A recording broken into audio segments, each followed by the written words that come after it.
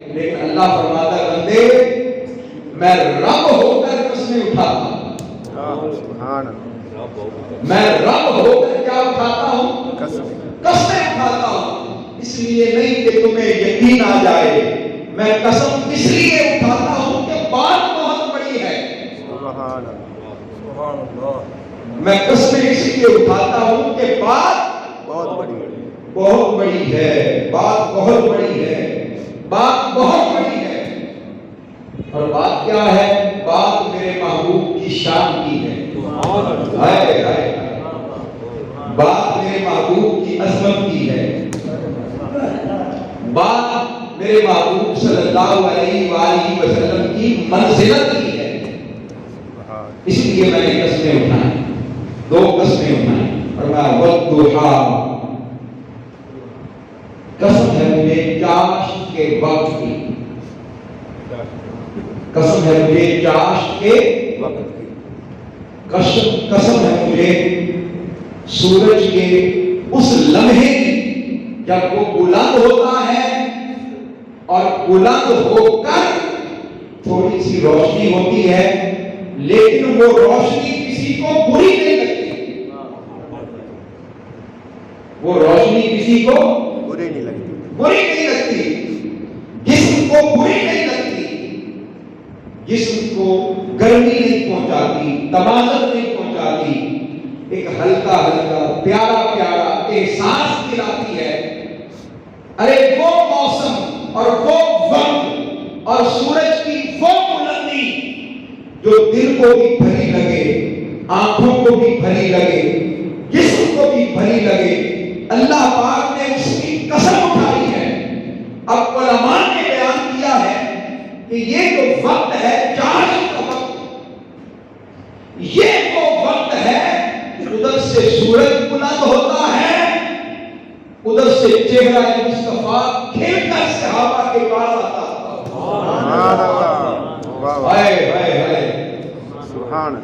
آقا علیہ السلام باہر فجر کی نماز پڑھنے کے بعد آقا علیہ السلام اندر تشریف لے جاتے تھے۔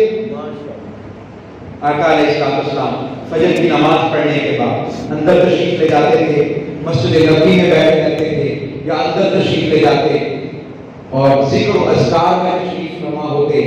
پھر جب سورج نکل آتا آقا علیہ السلام نوافل ادا فرماتے، کیا بولیے؟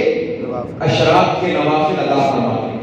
جب اشراق کے نوافل ادا فرماتے تو تھوڑی دیر کے لیے اپنی ازواج مطہرات کے ساتھ محض گفتگو ہو گئی، میں آقا علیہ السلام کا معمول بتا رہا ہوں۔ اور جب سورج تھوڑا سا بلند ہوتا، چاشت کا وقت ہوتا، آقا علیہ السلام تازہ وضو فرماتے اور مسجد میں آ جاتے، مسجد نبوی میں تشریف لے آتے اور تشریف لا کر صحابہ حضور کے انتظار میں کیسے پہلے ہی بیٹھے ہوتے صفہ چبوترے پر۔ کہاں بولیے؟ صفہ چبوترے پر صحابہ حضور کا انتظار کر رہے ہوتے، صحابہ حضور کا انتظار کرتے کہ کب محبوب آتا ہے۔ اب علماء نے بیان کیا ہے، محدثین نے بیان کیا ہے، اور یہ میں ایمانداری سے اور پورے یقین کے ساتھ اور ذمہ داری سے بتا رہا ہوں، صحابہ حضور کا جہاں چاشت کے وقت کا انتظار کرتے وہاں مصطفیٰ کا بھی انتظار کرتے، مصطفیٰ کا بھی انتظار کرتے۔ تو علماء نے یہ بیان کیا ہے کہ یہاں پر جو فرمایا والضحیٰ، بعد نے اس کا ترجمہ کیا چڑھتے ہوئے سورج کی قسم یا چاشت کے وقت کی قسم، اور اکثر نے یہ ترجمہ کیا محبوب تیرے چہرہ والضحیٰ کی قسم، اے محبوب تیرے چہرہ والضحیٰ کی قسم، اور آپ کا چہرہ انور ایسا ہے محبوب کہ جس کے اندر کوئی ناگوار گزرنے والی تمازت نہیں ہے، کوئی ایسی چیز نہیں ہے کہ جو طبیعتوں کو محبوب بری لگے۔ آپ کا چہرہ، آپ کے چہرے کی تمازت، آپ کے چہرے کی ملاحت، آپ کے چہرے کی خوبصورتی، آپ کا حسن، اس کو چاشت کے وقت کے ساتھ تشبیہ دی محبوب جس وقت سورج بلند ہوتا ہے جس طرح وہ بھلا لگتا ہے آنکھوں کو، محبوب اسی طرح آپ کا چہرہ بھی سب کو بھلا لگتا ہے۔ اس کو جوڑا ہے چاشت کے وقت کے ساتھ، اس کو جوڑا ہے وہ یہ چاشت کے وقت کے ساتھ۔ تو یہ کیونکہ آگے پوری سورہ مبارکہ میں ذکر مصطفیٰ کا ہے، اگر آگے پوری سورہ مبارکہ میں ذکر کس کا ہے بولیے؟ مصطفیٰ آقا علیہ السلام کا۔ تو بددعا کہہ کر فرمایا محبوب تیرے پیارے چہرے کی قسم، چونکہ آقا علیہ السلام کی حیات طیبہ اور ہر انسان کی دو حصوں پر مشتمل ہوتی ہے، ایک دن کا حصہ اور ایک رات کا حصہ۔ ایسے ہی ہے، ایسے ہی دن گزارتے ہیں آپ اور دن کیا گزارتے ہیں؟ رات۔ دونوں حصے آپ گزارتے ہیں۔ آقا علیہ السلام کی حیات طیبہ سارے دن صحابہ کرام کے ساتھ رہتے، اور جب شام ہوتی عشاء کا وقت ہوتا تو عشاء کے بعد آقا علیہ السلام گھر تشریف لے جاتے۔ آقا علیہ السلام بولیے گھر تشریف لے جاتے، اور ام المؤمنین سیدہ عائشہ صدیقہ نے رضی اللہ تعالیٰ عنہا آپ نے اس وقت کا ذکر فرمایا ہے جب آقا علیہ السلام گھر تشریف لے جاتے ہیں۔ فرماتی ہیں لنا شمس وللآفاق شمس، فرماتی ہیں لنا شمس وللآفاق شمس وشمسنا تطلع بعد العشاء۔ فرماتی ہیں ہمارا بھی سورج ہے اور ایک دنیا والوں کا بھی سورج ہے۔ ایک دنیا والوں کا سورج ہے، ایک دنیا والوں کا سورج۔ ام المومنین سیدہ عائشہ صدیقہ کا شعر ہے۔ آج بعض لوگوں کے ذہنوں میں یہ خیال آ جاتا ہے کہ آپ نے نعت کہاں سے نکال لی، آپ نے نعت کہاں سے نکال لی؟ یہ 14ویں صدی میں لوگوں نے بنائی ہے نعتیں پڑھنا۔ تو نہیں، اپنا عقیدہ درست کر لیں، اپنا عقیدہ بولیے درست کر لیں۔ ام المومنین سیدہ عائشہ صدیقہ نے بھی آقا علیہ السلام کی نعت لکھی اور نعت بیان کی۔ اب چونکہ وہ میرا موضوع نہیں ہے، میں کسی دن آپ کو ام المومنین کا پورا کلام اٹھا کے لا کے دکھاؤں گا۔ اور ام المومنین سیدہ عائشہ صدیقہ کو کئی اشعار زبانی یاد تھے، کئی اشعار زبانی یاد تھے۔ اب کیونکہ میں اس طرف جانا نہیں چاہتا، اگر چلا گیا تو پھر وہ میدان ہی اور ہے، میں چاہتا ہوں کہ اپنی منزل میں رہوں۔ تو آپ فرماتی ہیں ایک دنیا والوں کا سورج ہے، وہ سارا دن چمکتا ہے، اور ایک ہمارا بھی سورج ہے، ایک ہمارا بھی سورج ہے۔ دنیا والوں کا سورج صبح طلوع ہوتا ہے، مغرب کے وقت غروب ہو جاتا ہے، لیکن فرمایا ہمارا سورج رات کو عشاء کے بعد طلوع ہوتا ہے۔ ہائے ہائے ہائے، شمسنا تطلع بعد العشاء، ہمارا سورج رات کو عشاء کے بعد طلوع ہوتا ہے۔ ارے عاشقوں کو تو محبوب کی ہر چیز بھری لگتی ہے۔ یہ بات صرف اس کو پتا ہے جو محبت کرتا ہو، جس کو زندگی میں کبھی عشق ہوا، زندگی میں کبھی اس کو محبوب کا ہنسنا بھی اچھا لگتا ہے، محبوب کا رونا بھی اچھا لگتا ہے، محبوب کے آنسو بھی اچھے لگتے ہیں، محبوب کا دھوپ میں نکلنا بھی اچھا لگتا ہے، اندھیرے میں جانا بھی اچھا لگتا ہے، محبوب کی آنکھیں بھی اچھی لگتی ہیں۔ اس کو محبوب میں کوئی عیب نظر ہی نہیں آتا، اس کو محبوب میں کوئی عیب نظر نہیں آتا، بولیے نہیں آتا۔ بڑی عجیب بات ہے، لوگ محبت کا دعویٰ بھی کرتے ہیں، حافظ صاحب، لوگ محبت کا دعویٰ بھی کرتے ہیں، محبت کا اعلان بھی کرتے ہیں، ایمان کا ذکر بھی کرتے ہیں، اور پھر ساتھ یہ بھی کہتے ہیں نہیں سب کچھ ٹھیک تھا لیکن حضور میں یہ نہیں تھا، یہ نہیں تھا، یہ عیب تھا۔ کوئی اگر یہ کہے کہ حضور کو پتہ نہیں تھا، میرا سوال ہے یہ خوبی ہے یا عیب ہے؟ بتائیں۔ عیب ہے۔ کیا ہے بولیے؟ عیب ہے، خوبی نہیں ہے۔ تو کوئی اگر دعویٰ ایمان بھی کرے، دعویٰ محبت بھی کرے، دعویٰ عشق بھی کرے اور ساتھ حضور کی ذات میں عیب ڈھونڈتا پھرے، عیب ڈھونڈتا پھرے۔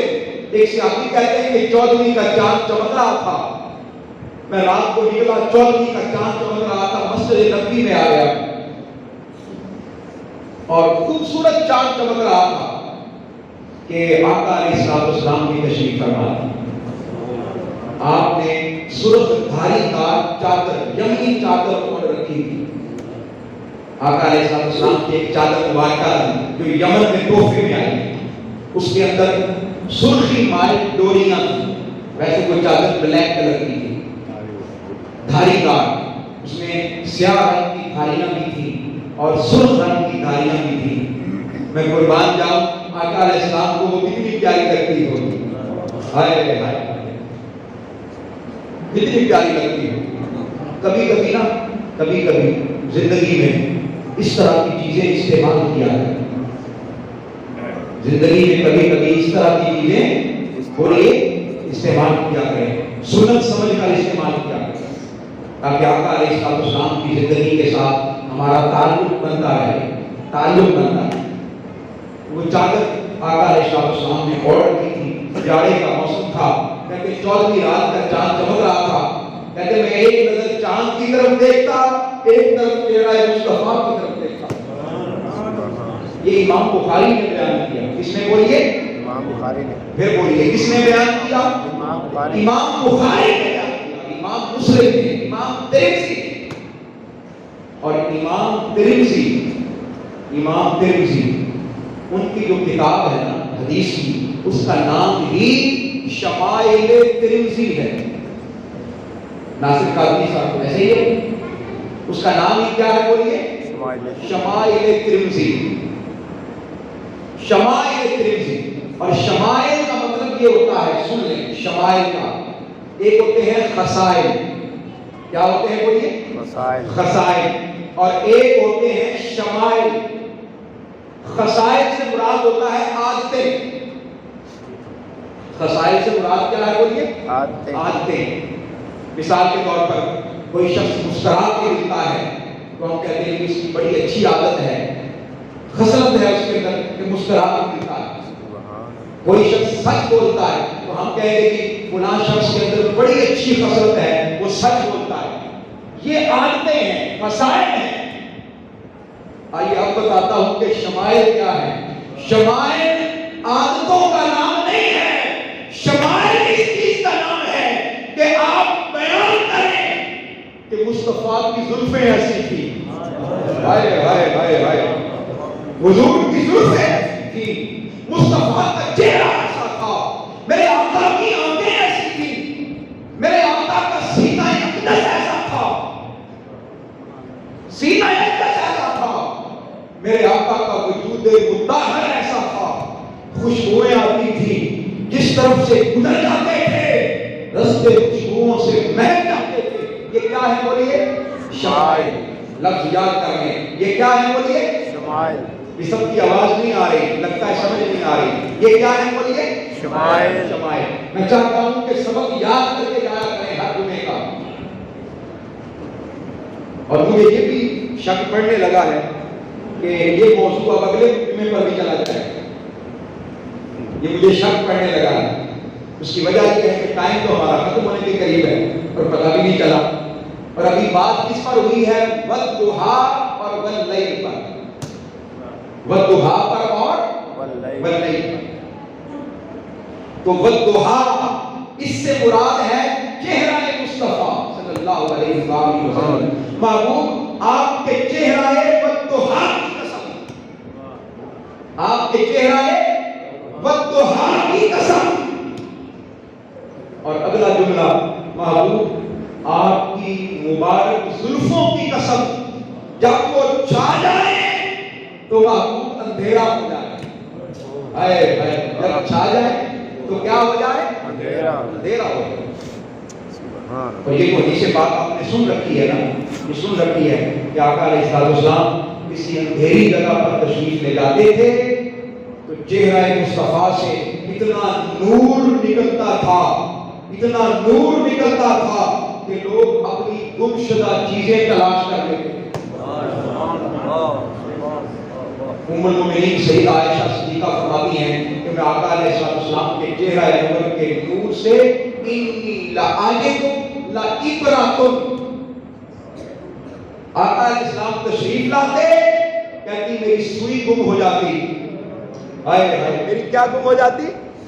سوئی گم ہو جاتی۔ میں نے جملہ بولا انی لعاجب لعبرۃ، فرمایا میری سوئی گم ہو جاتی، میں اپنے انتظار میں بیٹھ جاتی کہ حضور اب آتے اب آتے، ہائے ہائے ہائے مصطفیٰ اب آتے اب تشریف لاتے، میں حضور کا انتظار کرتی، جیسے ہی حضور آتے چہرہ مصطفیٰ کی روشنی پڑتی، ہر طرف روشنی ہو جاتی، میں نیچے سے سوئی اپنی اٹھا لیتی، میں سوئی ڈھونڈ لیتی۔ وَالضُّحَىٰ وَاللَّيْلِ اِذَا سَجَىٰ، محبوب بھئی جب کسی کو منانا ہونا، اب اگلی بات کرنا چاہتا ہوں، اگلی بات، کیونکہ یہ جو سورہ مبارکہ اس کی جو بھی آیت مبارکہ ہے وہ اس کا شان نزول بھی یہی ہے، اس کی شان نزول بھی یہی ہے کہ وحی میں کچھ تاخیر ہو گئی۔ کیا ہو گئی بولیے؟ وحی میں کچھ تاخیر ہو گئی، تاخیر ہو گئی، وحی کچھ دن تک نہیں آئی۔ اس کی علماء نے مختلف وجوہات بیان کی ہیں، مختلف وجوہات بیان کی ہیں، میں دو وجوہات بیان کر دیتا ہوں اور ان کا رد بھی کرنا چاہوں گا۔ دو وجوہات جو علماء نے محدثین نے بیان کی ہیں، بھئی اختلاف ہو سکتا ہے، کیا بولیے؟ اختلاف ہو سکتا ہے، علمی اختلاف ہم کر سکتے ہیں اور کرنا جائز ہے، اختلاف کرنا کیا ہے بولیے؟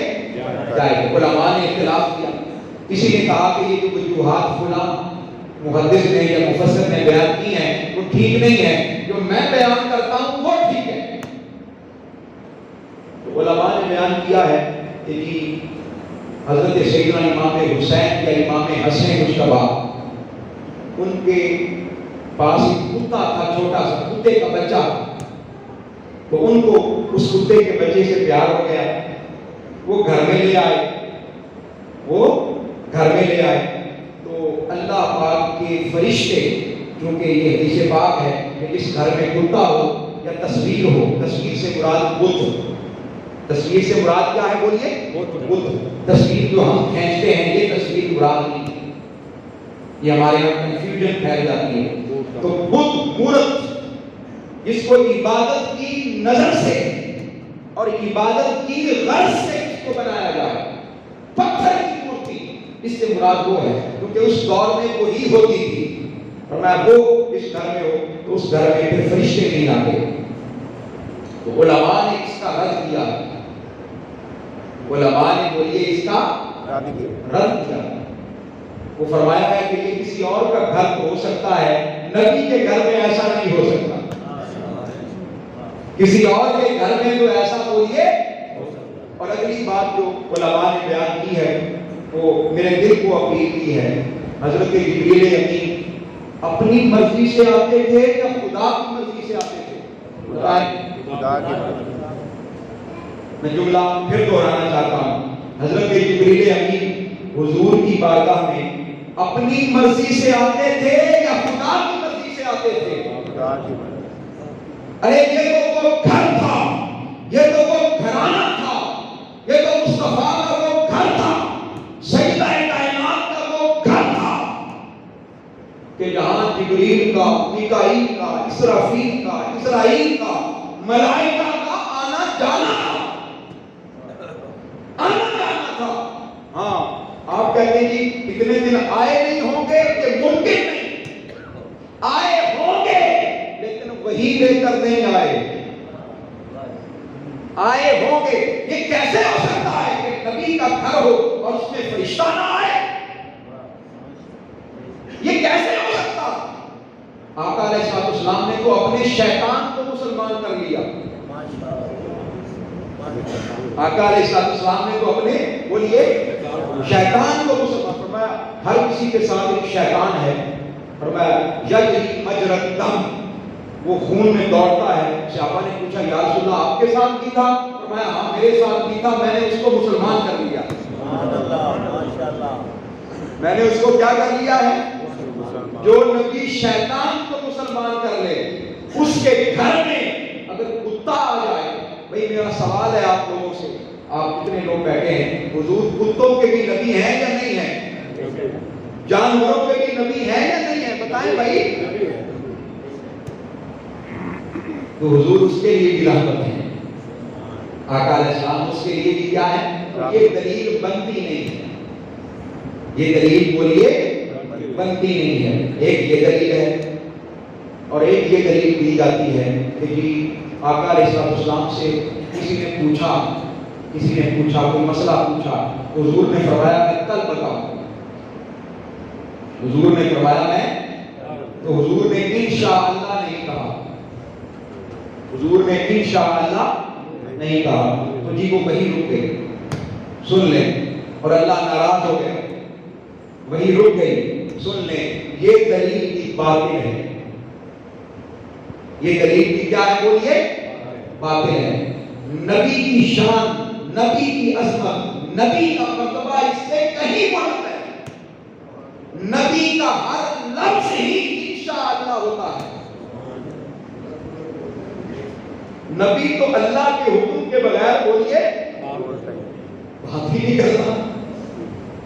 یہ میں آپ کو ٹیکنیکل چیزیں سمجھا رہا ہوں اور یہ علم دے رہا ہوں تاکہ آپ میں سے ہر کوئی یہ بات سمجھ کر جائے، یہ جان کر جائے. بھئی قرآن مجید کی ایک آیت دوسری آیت کی نفی نہیں کر سکتی. کہ کر سکتی ہے؟ بتائیں. نہیں کر سکتی. بولیے نہیں کر سکتی. فرمایا وما ینطق عن الہویٰ ان ہوا الا وحی یوحیٰ. میرا یہ محبوب اپنی مرضی سے تو بولتا ہی نہیں. سبحان اللہ. ہائے ہائے. میرا یہ محبوب اپنی مرضی سے تو کلام کرتا ہی نہیں. جب بھی کرتا ہے ادھر سے اذن ہوتا ہے تو میرا محبوب کلام کرتا ہے. سبحان اللہ. اس کی بہت ساری مثالیں قرآن مجید میں ہیں. حضرت یوسف علیہ السلام نے ایک مثال دے دیتا ہوں. حضرت یوسف علیہ السلام نے اپنے بھائیوں سے کہا تھا جب آپ عزیز مصر بن گئے، بادشاہ بن گئے، تو حضرت یعقوب علیہ السلام رو رو کر آپ کی آنکھیں چلی گئی، بینائی چلی گئی. وہ آپ نے اپنے بھائیوں سے کیا کہا تھا جب پتہ چل گیا کہ یہ میرے بھائی ہیں یوسف علیہ السلام؟ پتہ چل گیا، واقعہ آپ نے سارا سن رکھا ہے. آپ نے فرمایا تھا اذهبوا بقمیصی ھذا، میری یہ قمیص لے جاؤ اور جا کر اس کو میرے باپ کے چہرے پر ڈالنا، میرے باپ کے چہرے پر رکھنا.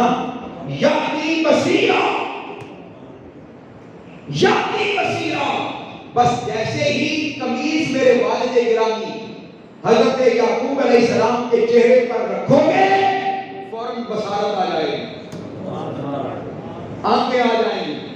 اچھا یہاں پر رک کر ایک جملہ کہنا چاہتا ہوں آپ کو سمجھانے کے لیے، بتانے کے لیے. حضرت یوسف علیہ السلام بھی نبی، حضرت یعقوب علیہ السلام بھی کیا بولیے نبی. بعض لوگ ان چیزوں کا انکار کرتے ہیں، تبرک کا انکار کرتے ہیں. اچھا یہ بھی کتابوں میں آیا ہے کہ یوسف علیہ السلام نے یہ جو قمیض بھیجی، یہ قمیض نسل در نسل چل رہی تھی. یہ قمیض حقیقت میں سیدنا ابراہیم علیہ السلام کی تھی. یہ بات آپ کو پہلی دفعہ معلوم ہوئی جی؟ پتہ ہے؟ ماشاءاللہ. دیکھیں یہ بات سیدنا ابراہیم علیہ السلام سے نسل در نسل چل کے آ رہی تھی یہ قمیض. اور یہ قمیض ایسی تھی جو مادرزاد اندھوں کو بینائی عطا کر دیتی تھی، کوڑی برس کے مریضوں کو درست اور شفا یاب کر دیتی تھی. بھائی وہ بھی نبی اور یہ بھی نبی. اگر سیدنا یوسف علیہ السلام چاہتے تو وہیں بیٹھ کر دعا کرتے مولا میرے والد گرامی کو شفا عطا فرما دے، ان کو آنکھیں عطا فرما دے۔ تو بینائی ملتی کہ نہ ملتی؟ میرا سوال ہے، بینائی ملتی کہ نہ ملتی؟ یہ ابراہیم علیہ السلام کی قمیص کیوں پھینکی؟ یہ میرا سوال ہے آپ سے، کیوں پھینکی؟ اس لیے کہ پتہ تھا ایک وقت آنے والا ہے لوگ تبرک کا انکار کریں گے، لوگ کہیں گے کہ کسی کی متبرک قمیص سے کچھ نہیں ہوتا، کسی کے قدموں کے آثار سے کچھ نہیں ہوتا، کسی کے تھوک سے لعاب دہن سے کچھ نہیں ہوتا، یہ برکت نام کی کوئی چیز نہیں ہوتی۔ ان کو قرآن سے بتا دیا کہ لوگوں، نبی کو نبی قمیص بھیج ہی اس لیے رہا ہے کہ پتا ہے کہ قمیص ابراہیم کی ہے اور یہ باعث شفا ہے۔ قمیص ابراہیم علیہ السلام کی ہے اور باعث شفا ہے۔ تو جیسے ہی قمیص دی گئی اور آپ نے اپنے گلے مبارک میں ڈالی اور آنکھوں پر لگائی تو فوراً آپ کی آنکھیں درست ہو گئی۔ تو یہاں پہ جملہ میں کرنا چاہتا ہوں، سیدنا یوسف علیہ السلام نے تو انشاءاللہ کا لفظ استعمال نہیں کیا۔ بتائیں اگر کوئی عالم دین مجھے دکھا دے، قرآن مجید کی آیت مبارکہ ہے سامنے پڑھی ہے، تو کوئی شخص مجھے دکھا دے کہ سیدنا یوسف علیہ السلام نے انشاءاللہ کا لفظ استعمال کیا ہو کہ میری قمیض لے جاؤ، جا کر اس کو آنکھوں پر ڈالنا تو انشاءاللہ بصارت آ جائے گی، ایسا تو کچھ نہیں۔ تو سن لیں، انبیاء علیہ السلام ان چیزوں کے محتاج، ان کی زبان اور ان کا کلام ہی انشاءاللہ ہے، ان کی زبان اور ان کا کلام ہی وحی الہی ہے، وحی الہی ہے۔ تو یہ وہ چند چیزیں ہیں جو میں نے آج بیان کی۔ اگلے جمعے انشاءاللہ عزیز اگر آپ لوگ وقت پر آ گئے تو میں قرآن مجید کی سورہ مبارکہ سے 3 دعوے، 3 دلیلیں اور 3 ہی نصیحتیں جو اللہ پاک نے حضور کو فرمائیں وہ میں بیان کروں گا۔ وما علینا الا البلاغ۔